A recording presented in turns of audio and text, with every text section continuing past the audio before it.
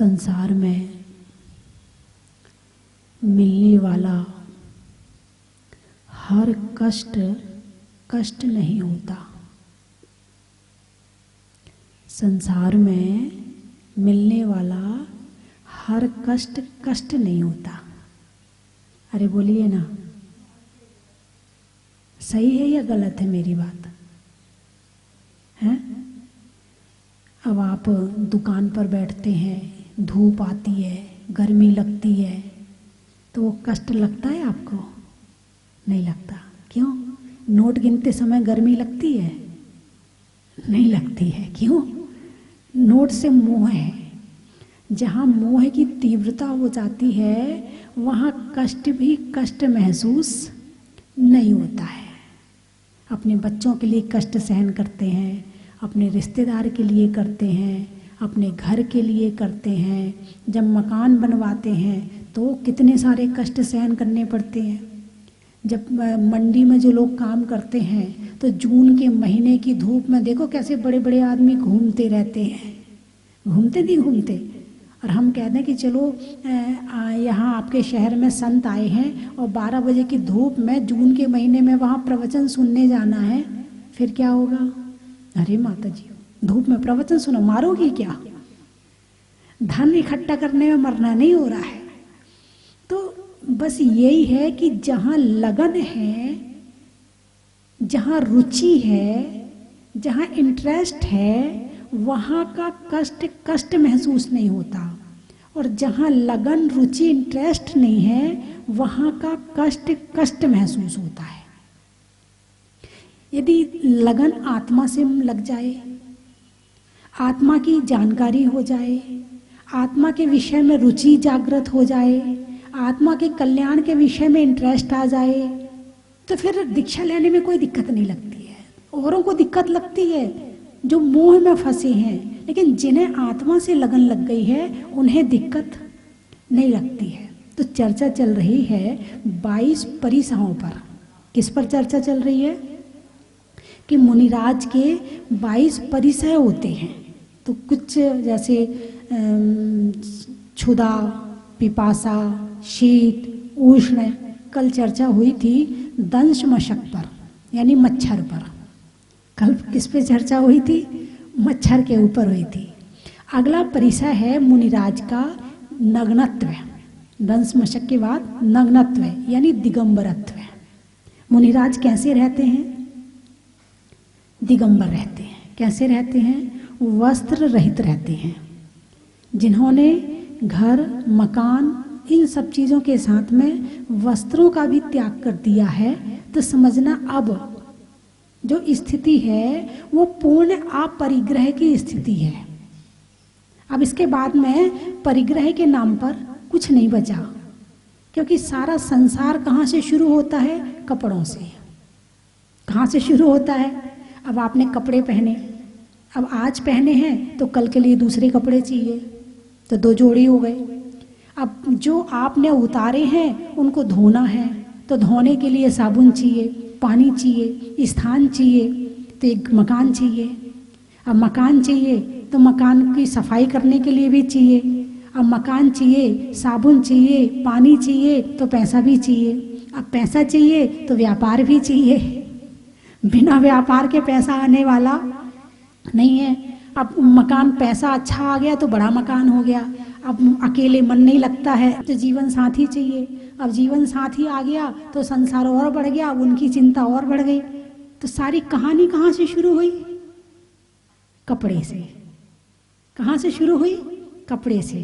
अब जैसे पशु पक्षी हैं, कपड़े पहनते ही नहीं है, तो उन्हें धोने की चिंता नहीं है, दूसरे कपड़े की चिंता नहीं है। ठंड आई तो ठंड सहन कर ली, गर्मी आई तो गर्मी सहन कर ली, जहाँ मिल गया सो खा लिया, जहाँ जगह मिल गई तो सो गए, गुस्सा आए तो लड़ लिया। लेकिन मनुष्य एक सुसंस्कारित प्राणी है।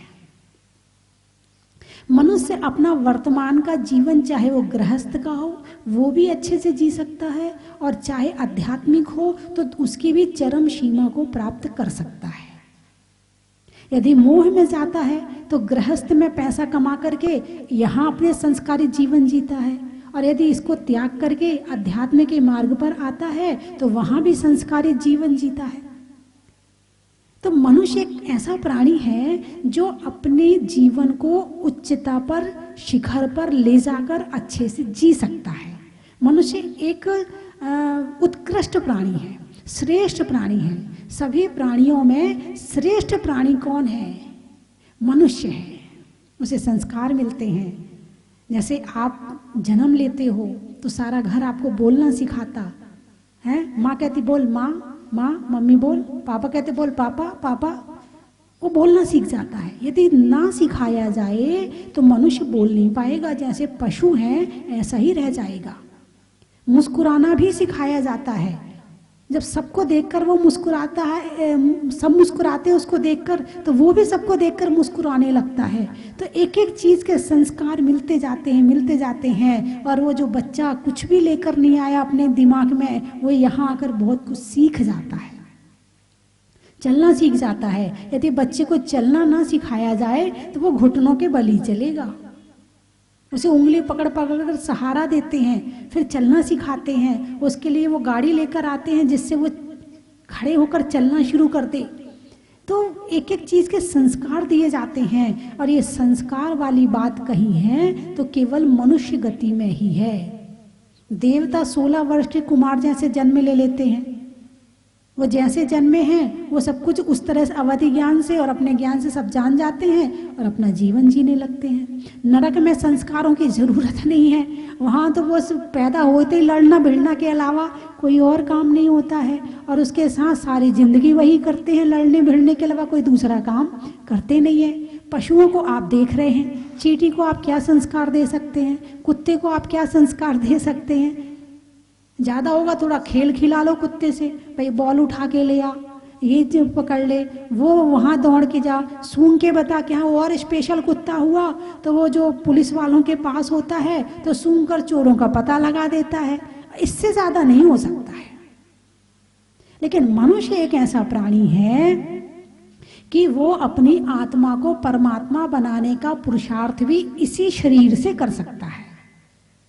इसी शरीर से वो दान भी देता है, इसी शरीर से वो गृहस्थी भी चलाता है, इसी शरीर से वो सब कुछ कर सकता है। ऐसी पुरुषार्थ की ताकत केवल मनुष्य के पास में है। और मनुष्य केवल कपड़ों में उलझ कर रह जाए तो ये मनुष्य भाव का पतन है। ये केवल कपड़ों में रह जाए। सुबह कौन सी साड़ी पहननी है, शाम को कौन सी साड़ी पहननी है, अब शादी में जाना है तो कौन से कपड़े पहनना है, अब वहाँ जाना है, मंदिर जाना है तो कौन से कपड़े पहनना है, अब मार्केट जाना है तो कौन से कपड़े पहनना है। अब वो केवल कपड़ों में ही अपना दिमाग खराब कर ले तो समझना हम अपना दिमाग गलत जगह लगा रहे हैं। वस्त्र क्यों पहने जाते हैं? प्रकृति से रक्षा के लिए। क्यों पहने जाते हैं? भाई ठंड ना लगे, गर्मी ना लगे, लू ना लगे, धूप ना लगे, है इसलिए कपड़े पहने जाते। कपड़े पहनने का उद्देश्य क्या है? प्रकृति से रक्षा करना। और वो पुरुषार्थ आपको करने को मिला, आप सफल हैं इस पुरुषार्थ में। पशु पक्षी सफल नहीं है, शरीर उनके पास भी है। जो क्रियाएं आपके पास है वो सारी क्रियाएं उनके लिए भी हैं। वही सब कुछ, खाना पीना, सोना जागना, परिवार बसाना, सारा काम पशु भी करते हैं और एक मनुष्य भी करता है। मनुष्य थोड़ा सुसंस्कारित हो गया है और वो कपड़ों में उलझ के रह गया है। तो मामला यही रहा कि मनुष्य कपड़ों में उलझा पड़ा है और पशु खाने में उलझा पड़ा है। इससे ऊपर दोनों नहीं उठे हैं।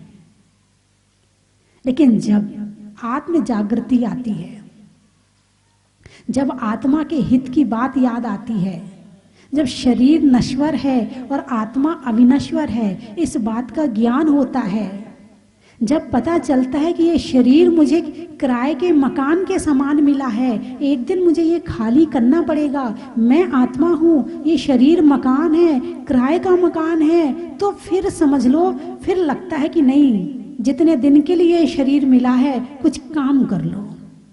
आप लोग वो कहते हैं ना, जब तेरी डोली निकाली जाएगी, बिन मुहूर्त के उठा ली जाएगी। फिर इसमें ये भी लाइन भी आती है कि ये कुछ दिनों के लिए किराए का ये मकान मिला है, ये किराए ये भी खाली करा ली जाएगी, ऐसी लाइन इसी में आती है। तो मान लो जैसे आप जेसीबी मशीन है या कोई मशीन है, आप कभी कभी मकान बनवाते तो लाते होंगे, जो काम करवाते तो घंटे के हिसाब से मिलती है मेरे ख्याल से, 1000 रुपये घंटे, 2000 रुपये। या कोई खेती करता है तो ट्रैक्टर लेके आता है, वो हल नहीं चला करके वो ट्रैक्टर चला लेते हैं, वो भी घंटे के हिसाब से मिलता है। तो आप जब वो आता है तो आप उसको खाली बैठने देते हैं? नहीं बैठने देते हैं। तो क्या करते हो? हाँ, 1000 रुपये घंटा लग रहा, खाली मत बैठना, पूरा काम करके जाना। करते कि नहीं करते? पूरा उपयोग करते हो। क्यों? वो किराए का है, उसको नोट देने पड़ेंगे। क्या देना पड़ेगा? नोट देना पड़ेगा, इसलिए उसका एक एक क्षण का उपयोग करते हो, 1 मिनट भी उसे खाली नहीं छोड़ते हो। अब यदि ये शरीर है, एक तरफ आत्मा रखी है और एक तरफ शरीर रखा है, 5-7 शरीर रखे हैं, एक कल्पना कर रहे हैं, ये रियल नहीं है, ये तो कर्मों के उदय में हमें मिल ही जाता है, लेकिन फिर भी इसकी कीमत बताने के लिए ये बात बता रही हूँ मैं कि एक तरफ आत्मा है और एक तरफ शरीर रखे हैं। अब आपको शरीर किराए से मिलने के लिए कहा जाता है कि आपको इतने शरीर रखे हैं, और बढ़िया वाला शरीर कौन सा है? मान लो कुत्ते का है, बंदर का है, बिल्ली का है, इतने सारे मनुष्य का है, और आपसे कहा जाए आपको इसमें से कौन सा वाला शरीर चाहिए, तो आप कौन सा मांगेंगे? मनुष्य वाला। लेकिन मनुष्य वाले शरीर का किराया बहुत है। अरे बोलिए ना, लोगे नहीं लोगे? भाई काम जिससे होना उसी से तो वही तो लेंगे, किराया भले ज़्यादा लग रहा हो। अब पशु की पर्याय में हमारा काम नहीं हो सकता है, पक्षी की पर्याय में हमारा काम नहीं हो सकता है, काम होगा तो केवल मनुष्य के शरीर से सफलता प्राप्त हो सकती है, तो लेना तो वही पड़ेगा। अब किराया भी उसका ज़्यादा है। अब आपने वो शरीर ले लिया और आपकी आत्मा उस मनुष्य के शरीर में प्रवेश कर गई। अब वो मनुष्य के शरीर में 1000 रुपये घंटे का किराया लग रहा है। कितना लग रहा है? 1000 रुपये घंटे का। और 24 घंटे में कितना हो गया? 24,000। अब उस शरीर में आपको सोना भी पड़ेगा, खाना भी पड़ेगा, आपको सब काम। अब आप कितनी देर सोओगे? कम से कम सोओगे या ज़्यादा से ज़्यादा सोओगे? अरे बोलिए ना, हैं? कम से कम सोएंगे। अच्छा, फिर यदि कोई आपसे फालतू बातें करने के लिए आ जाए तो नहीं करोगे? क्यों? किराया लग रहा है, फालतू बातों में समय थोड़ी खराब करेंगे, ऐसे करोगे ना, हैं? यानी जितने व्यर्थ के काम हैं आप एक भी नहीं करोगे। भाई हम लक्ष्य लेकर आए हैं कि मुझे इस शरीर से इतने साल में ये काम करवाना है। यदि मैंने ये काम, ये समय मैंने किसी और में लगा दिया तो जिस काम के लिए मैंने शरीर किराए से लिया है वो शरीर मिलने वाला नहीं है, और फिर किराया लग रहा, प्रति क्षण किराया लग रहा है। आपको क्या लगता है आप जिस शरीर में रह रहे हैं आपका किराया नहीं लग रहा है? पुण्य रूपी पैसा लग रहा है, और जो तुम्हारे नोटों से भी ज्यादा कीमती है। नोट से संसार की चीजें तो मिल सकती हैं, मगर पुण्य, चलो दान पुण्य करके कर लेते हो, मगर उतना नहीं करते जितना कि शरीर में चाहिए। तो ये मनुष्य शरीर जो मिला है महान महान महंगे पुण्य के उदय में मिला है। हमारी जो प्राकृतिक अवस्था है वो हमारी अवस्था है दिगंबर। कौन सी अवस्था है? दिगंबर। और यहाँ आकर जितना जितना कपड़े के साथ मकान आ गया, परिवार आ गया, ये आ गया, वो आ गया, सारा संसार बस गया। और जैसे ही कपड़े छोड़े तो सारा संसार छूट गया। अब क्या बचा? टेंशन करने के लिए किस किस का टेंशन करते हो? घर का, मकान का, धन का, बच्चों का, पत्नी का, माता का, पिता का, बहन का, भाई का, रिश्तेदारों का, मित्रों का, इनकी ही टेंशन तो करते हो। और ये सब कहाँ से जुड़े हैं? सब कपड़ों से जुड़े हैं। जब तक कपड़े हैं तो तुम्हारे हैं सब, और कपड़े छूटे तो सब छूट गए। जितने कपड़े वाले हैं वो सब छूट गए। बिना कपड़े के होते ही कपड़े वाले सारे छूट गए। और जब सारे छूट गए तो चिंता किसकी बची? अब किसी की चिंता नहीं बची। और जहाँ चिंताएं होती हैं वहाँ धर्म नहीं होता है। जहाँ चिंताएं होती हैं वहाँ ध्यान नहीं लग सकता है। जहाँ चिंताएं होती हैं वहां पर स्थिरता नहीं होती है। प्रति क्षण मन चंचल रहता है, प्रति क्षण मन व्याकुल रहता है, प्रति क्षण संसार भोगों की तरफ भागता है। अब वहाँ शादी में जाना है, अब ये वाले कपड़े खरीदना है, अब उनकी शादी में जाना है, पुराने थोड़ी पहनेंगे, एक बार वो वाली शादी में पहन तो लिए, वहीं तो सारे लोग आएंगे, अब दोबारा थोड़ी वो वाली साड़ी पहन लेंगे, वो वाले कपड़े पहन लेंगे, अब नए कपड़े बनवाने हैं। और ज़्यादा स्टैंडर्ड हुआ तो कार्ड में लिख के आ गया, महिला संगीत में ये साड़ी पहनना है, फेरे में ये साड़ी पहनना है, वरमाला में ये साड़ी पहनना है। ज़्यादा और स्टैंडर्ड हुआ तो ये, मतलब आप जब फोटो खिंचाते हो और आप घर में हो और अपने घर के कपड़े पहने हो, और जब फोटो खींचने के लिए कोई आपसे कहता है कि बढ़िया कैमरा आया है, 10 लाख रुपए वाला कैमरा है, आइए आपकी फोटो खींचते हैं, तो आप क्या करोगे? 5 मिनट रुक, क्या कहोगे? 5 मिनट, अभी कपड़े बदल के आए, अब फोटो तुम किसकी खिंचवा रहे हो? अरे बोलिए ना, फोटो किसकी खिंचवा रहे? एक इतनी सी शक्ल के अलावा कुछ भी नजर नहीं आ रहा है। इसका मतलब फोटो तुमने कपड़ों की खिंचवाई, और क्या कहते हैं मेरी फोटो है। अब सच बताओ, तुम्हारी फोटो है या कपड़े की फोटो? उस फोटो में कपड़े ज्यादा दिख रहे कि तुम ज्यादा दिख रहे? अरे बोलिए ना, आप मुस्कुरा रहे हैं और ढंग से आपका मुस्कुराना भी नहीं दिख रहा है क्योंकि मुंह पे कपड़ा लगा है। नहीं नहीं, बिल्कुल नहीं, ये तो बहुत जरूरी है, ये तो दवाई है, दवाई। ये कपड़ा लगाना तो एक दवाई है इस समय पर, है। तो इन वस्त्रों के कारण से आत्मा तक ढक गई है। इन वस्त्रों से इतना मोह कर लिया, और वर्तमान समय में इतनी फैशन कपड़ों की, इतनी फैशन कपड़ों की, हे भगवान, कि मतलब मुझे तो ऐसा लगता कि बहुरूपिया, तो पुराने समय की एक बहुरूपिया की कहानी आती है कि वो कई रूप बदलता था। एक बहुरूपिया था, तो वो जिस रूप को धारण करता था वो बिल्कुल वैसे ही हो जाता था, तो लोगों ने उसका नाम बहुरूपिया रख दिया। अब एक बार राजा ने बुलाया, तो बोले मुझे भी कुछ अपना रूप बदल के दिखाओ। बोले ठीक है महाराज। वहीं राजकुमार बैठा था, बोले मुझे शेर का रूप बना के दिखाओ। बोले क्षमा करें राजकुमार, क्योंकि मैं जिस रूप में जाता हूँ मैं उसी रूप में हो जाता हूँ।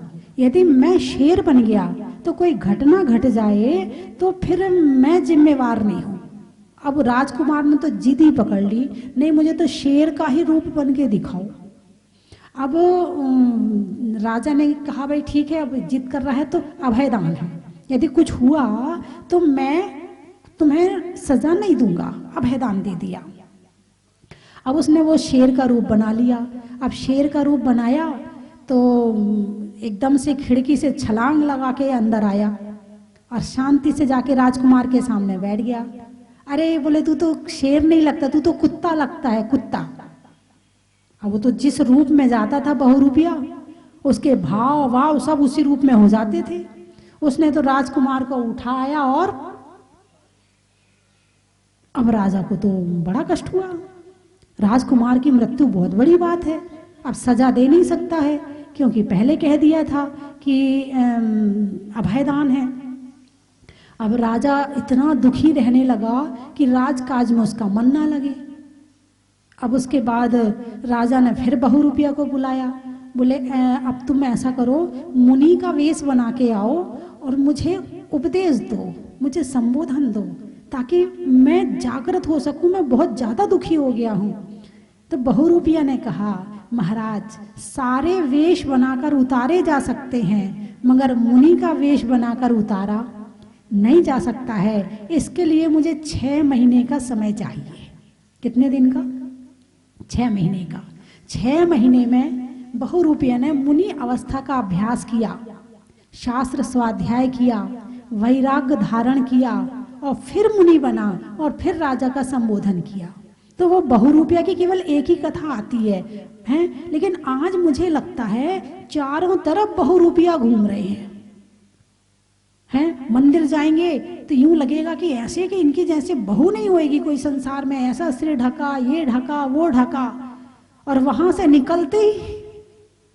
नहीं नहीं, आपकी बात नहीं कर रही हूँ, हैं ऐसे रूप बदलते हैं लोगों के। पार्टी में जाएंगे तो अलग कपड़े पहनेंगे, कॉलेज में जाएंगे तो अलग कपड़े पहनेंगे, मंदिर में जाएंगे तो अलग कपड़े पहनेंगे, और मतलब बहुरूपिया अनेक रूप धारण करते हैं, यानी पहचानना मुश्किल हो जाए। मैं एक कहानी हमेशा सुनाती हूँ, अभी दूसरी कहानी मेरे पास नहीं आई है, एक छोटी सी है 2 मिनट की, कि एक बच्चा अपनी मम्मी के साथ, बच्चा छोटा था, वो मम्मी क्रिकेट मैच देखने जा रही थी, तो वो बड़ी बाल वाल फैला के और क्रीम पाउडर से लीप पोत के और बढ़िया कपड़े वपड़े जैसे उसके होने चाहिए, वो मतलब जिस हिसाब से वो थी वो उस हिसाब के कपड़े पहन के और गई मैच देखने के लिए। अब वो खुला पंडाल था सारा वहाँ का, तो वहाँ पर बारिश हो गई। अब बारिश हुई तो वो भीग गई, बच्चा सो गया था। अब वो इंटरेस्ट तो उसकी मम्मी को आ रहा था, बच्चे को तो नहीं आ रहा था, वो सो गया। अब बच्चा, मम्मी भीग गई तो सारा मेकअप उतर गया, बाल चिपक गए, कपड़े भी अलग तरह के हो गए। अब वो बच्चा उठा सो के तो रोने लगा, चिल्लाने लगा, मेरी मम्मी कहाँ है, मेरी मम्मी कहाँ है। उसने कहा, बेटा मैं तेरी मम्मी नहीं, तुम मेरी मम्मी नहीं, मैं तो दूसरी मम्मी के साथ आया था।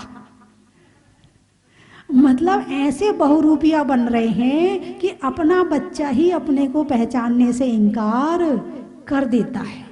और जब दीक्षा लेते हैं तो ऐसे वस्त्रों का भी त्याग करवाया जाता है। करवाया नहीं जाता है, हो जाता है, करना नहीं पड़ता है।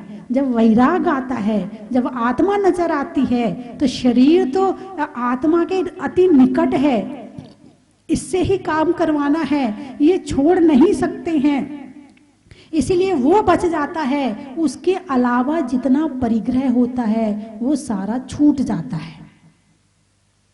और जब नग्न रहते हैं, सारे लोग कपड़े पहन रहे हैं और मुनिराज कपड़े नहीं पहनते हैं, और जो लोग जानते हैं धर्म को, जो लोग जानते हैं त्याग को, जो लोग जानते हैं तपस्या को, वो तो उन्हें नमस्कार करते हैं, और जो नहीं जानते हैं वो उन्हें गाली भी देते हैं। संसार में बहुत जीव है ऐसे।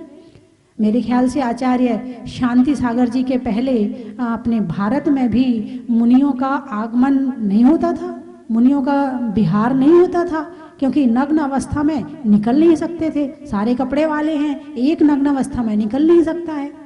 फिर उसके बाद आचार्य शांति सागर जी ने काफी प्रयास किया, पुरुषार्थ किया अंग्रेजों के समय में, और फिर बिहार किया, कलकत्ता तक गए। तो इस तरह से परंपरा ये दोबारा अभी शुरू हुई है, लेकिन ये परंपरा तो अनादिकाल की है। दिगंबर, दिगंबर किसे कहते? दिग यानी दिशाएं, दिग यानी दिशाएं, और अंबर यानी वस्त्र, जिसके दिशाएं ही वस्त्र है, उसे कहते हैं दिगंबर। तो मुनिराज दिगंबर रहते हैं। और तुम दिगंबर जैन हो कि नहीं हो? अरे बोलिए ना, तुम दिगंबर जैन हो कि नहीं? अच्छा, तुम दिगंबर तो हो नहीं, लेकिन दिगंबर जैन हो क्यों?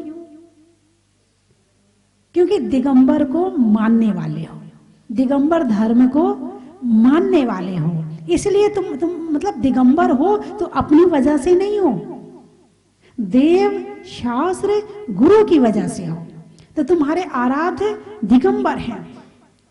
तो जब ऐसे बहुत सारे उपसर्ग आपने सुना भी होगा कि कई बार तो कुछ लोग कपड़े लेके आ जाते हैं कि पहनाओ मुनिराज को कपड़े, ये ऐसा क्यों घूम रहा हमारे गांव में, नहीं रह सकता हमारे यहाँ पर। बहुत बार होता है, बहुत बार उपसर्ग आते हैं, लेकिन इस उपसर्ग को भी मुनिराज बड़ी शांति से सहन करते हैं। वे जानते हैं कि ये प्राणी अज्ञानी है, वे जानते हैं कि शायद ये आत्मा को नहीं जानते हैं, वे जानते हैं कि ये धर्म को नहीं जानते हैं, इसीलिए ऐसा कर रहे हैं, और वरना ऐसा करने वाले नहीं थे। यदि तन पर वस्त्र हो तो घर में रहना पड़ेगा, जब दिगंबर होते हैं तो जंगल में रह रहे, ना आज के कपड़ों की चिंता, ना कल के कपड़ों की चिंता है।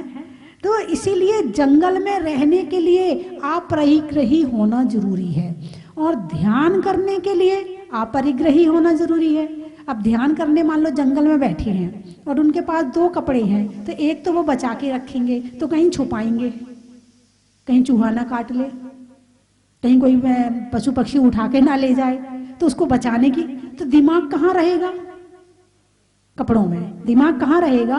कपड़ों में। तो संसार के समस्त परिग्रह से मन हट जाए और मन केवल आत्मा के ध्यान में एकाग्र होकर के लग जाए, इसीलिए वस्त्र का भी त्याग किया जाता है। इसीलिए मुनिराज दिगंबर रहते हैं। कहते हैं गात मात्र परिग्रह, गात्र मात्र परिग्रह। गात्र यानी शरीर, गात्र यानी शरीर, जिनका मात्र शरीर ही परिग्रह है। कपड़ों तक का परिग्रह उतर गया, अब शरीर को भी परिग्रह माना है। आप शरीर को परिग्रह मानते हो कि नहीं मानते हो? अरे बोलिए ना, है? शरीर को परिग्रह, चलो कपड़ों को तो मान लिया तो छोड़ दिया, लेकिन शरीर को परिग्रह मानते हो कि नहीं मानते हो? अब मुझे ये बताओ, एक होता है स्व और एक होता है पर। पर शब्द यानी दूसरा, पर यानी दूसरा, और स्व यानी मैं। स्व यानी मैं आत्मा हूं, तो मैं शरीर हूं क्या? नहीं हूं। तो शरीर क्या हो गया? पर हो गया। तो जितना स्व के अलावा जितनी पर वस्तु है, वो चाहे शरीर क्यों ना हो, वो भी परिग्रह है। कर्म भी परिग्रह है, चाहे पुण्य कर्म हो चाहे पाप कर्म हो, वो भी परिग्रह है। तो परिग्रह का त्याग, अब शरीर का त्याग तो नहीं कर सकते। शरीर से, शरीर एक गाड़ी है, अब साधना किससे करवानी है? शरीर से। जब शरीर से साधना करवानी है तो इसका किराया भी देना पड़ेगा, तो मुनिराज किराया भी देते हैं, ऐसा नहीं कि नहीं देते, देते हैं। क्या देते हैं? एक टाइम आहार देते हैं। आहार क्या हो गया? इस शरीर का किराया हो गया। अब 24 घंटे काम कर तू। तो इस शरीर को जिसने नौकर समझ के, गाड़ी समझ के काम लिया है, इस गाड़ी ने उसे मंजिल पे पहुंचा दिया है, और जो इस गाड़ी की सेवा में लग गया है वो यहीं का यहीं रह जाएगा। तो मेरी बात आपकी समझ में आई कि नहीं आई? अरे बोलिए ना, है? तो आज चर्चा हुई कि मुनिराज दिगंबर रहते हैं और उनके ऊपर उपसर्ग आते हैं, पत्थर फेंके जाते हैं, मारा भी जाता है, बुरे बुरे वचन भी कहे जाते हैं, और मतलब जिस तरह जितने उपसर्ग हो सकते हैं मुनिराजों पर होते हैं। और आज भी कई स्थान ऐसे हैं कि जहाँ पर मुनिराजों का विहार नहीं हो सकता, आज भी है, नहीं जा सकते वहाँ मुनिराज। यदि चले जाओ तो उपसर्ग तो निश्चित होना ही होना है, और कोई गया है तो बिना उपसर्ग के लौटा नहीं है। और कई बार तो पुलिस प्रशासन व्यवस्था साथ रखनी पड़ती है कि मुनिराज पर कोई उपसर्ग ना हो जाए। तो जब तक धर्म को नहीं जानेंगे, आत्मा को नहीं जानेंगे, तब तक कष्ट और परिसय सहन नहीं होते हैं। लेकिन मुनिराज इस दिगंबर नग्नत्व परिचय को भी सहन करते हैं।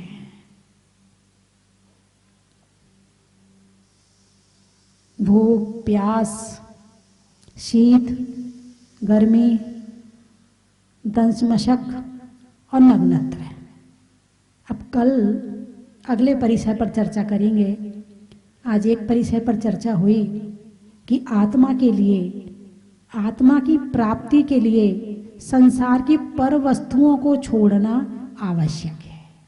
जब तक पर को नहीं छोड़ेंगे तब तक स्व को नहीं पा पाएंगे। तो पर को पर मानना होगा। सबसे पहली श्रद्धा तो ये जमानी है कि पर को पर मानना होगा। भले आप घर में रहते हैं, सारे काम करते हैं, श्रद्धा में एक बात रखें कि मैं आत्मा हूं और बाकी सब परिग्रह है। श्रद्धा को इतना मजबूत बनाए कि ये श्रद्धा तुम्हें एक दिन दीक्षा दिलवा दे, इतनी मजबूत बनाए। अभी घर छोड़ने को नहीं कह रही हूँ, लेकिन श्रद्धा तो बना ही सकते ना, भाव तो बना ही सकते ना, सारा काम भाव का ही तो है। चलिए, चलने में पात का, मित्रों में साथ का, तीर्थंकरों में मुनि सुब्रत नाथ का, पंखा में झलने का, बच्चों के लिए पलने का और भगवान की जमीन से निकलने का, हिंदी में मात्रा का, स्कूल में छात्रा का, आज आपकी जहाजपुर की यात्रा का, त्रयंचों में बिल्ली का डंडा में गिल्ली का, आने वालों में दिल्ली का, गुरुओं के आशीर्वाद का, नहीं होने में विवाद का, और आने वालों में फिरोजाबाद का। और कहाँ से आए हैं पीछे वाले, कहाँ से आए? बूंदी से। पक्ष में सुधी का, मंदिर में वेदी का, और आने वालों में बूंदी का। और कहीं के हैं तो नहीं? गाने में सुर का, नृत्य में नुपुर का, आने वालों में जहाजपुर का, धरती के लिए अंबर का, महीने में दिसंबर का, और धर्मों में दिगंबर का, नदी में नाव का, शरीर में पांव का, और सुधारने में भाव का, अनाज में दाने का, इनाम में पाने का, और आत्मा के प्रति श्रद्धा बनाने का। बोलिए 24वें भगवान की। हमारे बीच में पंकज जी सेठी जो सोशल ग्रुप के अध्यक्ष हैं, इसके अलावा जीतो के आप महामंत्री हैं जो इंटरनेशनल संस्था है, और दिगंबर जैन, महावीर दिगंबर जैन मंदिर तलमंडी के आप कार्याध्यक्ष से मैं निवेदन करूंगा दो सूक्ष्म में 2 शब्द आप भी अपने विचार रखें। विदुषी, काव्य रचनाकार, वात्सल्य के प्रतिमूर्ति माँ स्वस्ति भूषण माता के चरणों में वंदामी वंदामी वंदामी। काफ़ी कुछ हमारे जेके जैन साहब, नरेश जी साहब, निशा जी, कमल जी बोरा ने आपके बारे में काफ़ी कुछ कहा। मैं केवल एक ही लाइन कहूँगा कि आपके बारे में कुछ भी कहना सूरज को दिया दिखाने के समान है। जितना कुछ कहा जा सकता है उससे कहीं ज़्यादा आपका व्यक्तित्व, आपकी सौम्यता है। और निश्चित रूप से केवल 4 वर्ष से भी कम समय में जो ये मंदिर का निर्माण हुआ है, और जितनी सरलता और सादगी से आपने संपूर्ण समाज को इसके साथ जोड़ा है, वो वाकई बेमिसाल है। पूरे विश्व में शायद इसकी कोई दूसरी मिसाल मिलना मुश्किल है। मैं तलवंडी जैन समाज की ओर से, जैन सोशल ग्रुप कोटा परिवार की ओर से, जीतो परिवार की ओर से, जैन इंजीनियर सोसाइटी परिवार की ओर से माता जी के चरणों में ये निवेदन करता हूँ, माता जी आप शीघ्र कोटा पधारें। और जितने लोग अभी तक आपके दर्शन करने से वंचित हो पा रहे हैं, कुछ लोग आ पाते हैं, अधिकांश लोग नहीं आ पा रहे हैं, काफ़ी इच्छा है उनकी दर्शन करने की, तो आप शीघ्र पधारें और सबको अपने आशीर्वचनों से लाभान्वित करें। वंदना माता जी, वंदना माता। एक बार पुनः स्वस्ति धाम के प्रांगण में खुशियों की सहनियाँ बजने वाली है। आने वाली 1 नवंबर रविवार के दिन पूज्य गुरु माँ गणनी आर्य का रत्न स्वस्ति भूषण माता जी, जिन्होंने इस स्वस्ति धाम जहाजपुर को पूरे विश्व में प्रसिद्ध कर दिया और एक जहाज मंदिर की रचना करके एक अनूठा कीर्तिमान स्थापित किया और समाज को एक धरोहर सौंपी और मुनीश्वरनाथ भगवान को सही आसन प्रदान किया। ऐसी पूज्य गुरु माँ का 51वां अवतरण दिवस हम सब मनाने जा रहे हैं। बंधुओं, 1 नवंबर को दोपहर में 1 बजे से कार्यक्रम प्रारंभ होगा।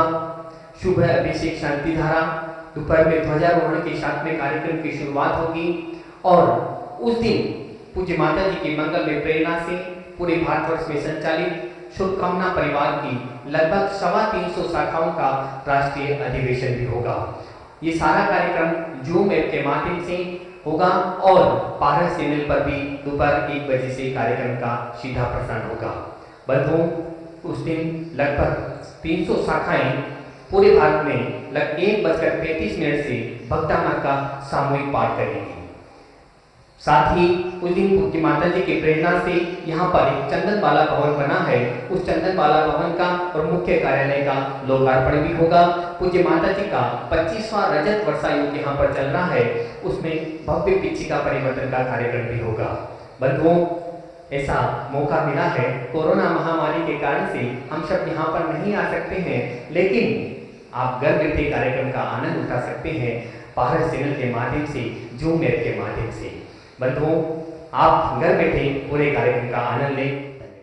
चन की थाल को सजाओ रे आज, रत्नों की थाल को भर लाओ रे आज।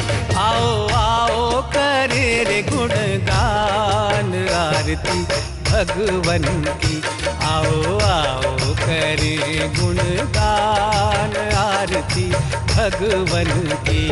आओ आओ करे रे गुणगान आरती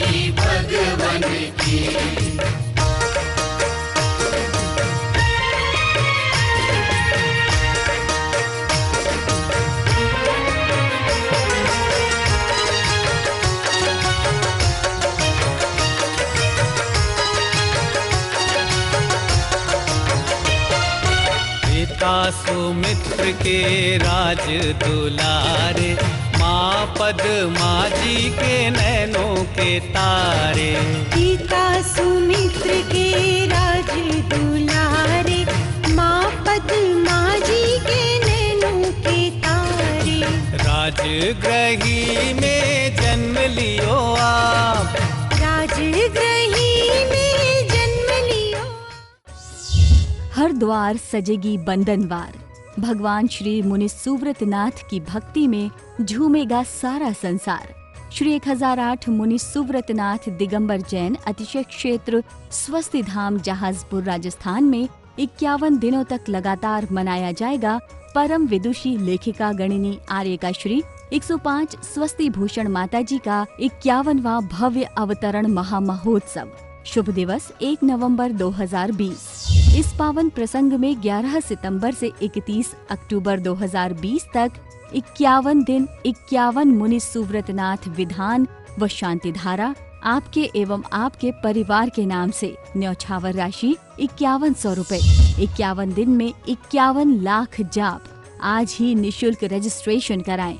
अपना और अपने शहर का नाम जाप की संख्या के साथ दिए गए नंबर पर व्हाट्सएप करें। महोत्सव में नृत्य, भक्ति, नाटिका मंचन, आकर्षक पुरस्कार लुभाएंगे भक्तों का मन। मुख्य आकर्षण में होगा 1 नवंबर 2020 को शुभकामना परिवार का राष्ट्रीय डिजिटल अधिवेशन। बैंक खाता विवरण निम्न प्रकार है। खाते का नाम श्री मुनि सुव्रतनाथ दिगंबर जैन अतिशय क्षेत्र Swasti Dham Jahazpur, Punjab National Bank. Account number 874050000070। IFSC code PUN B0874500। Bank of Baroda. Account number 0799010001768 IFSC code BARB 0JAHAJP। पुण्य कमाने का सुअवसर जाने नहीं दें। आज ही संपर्क करें।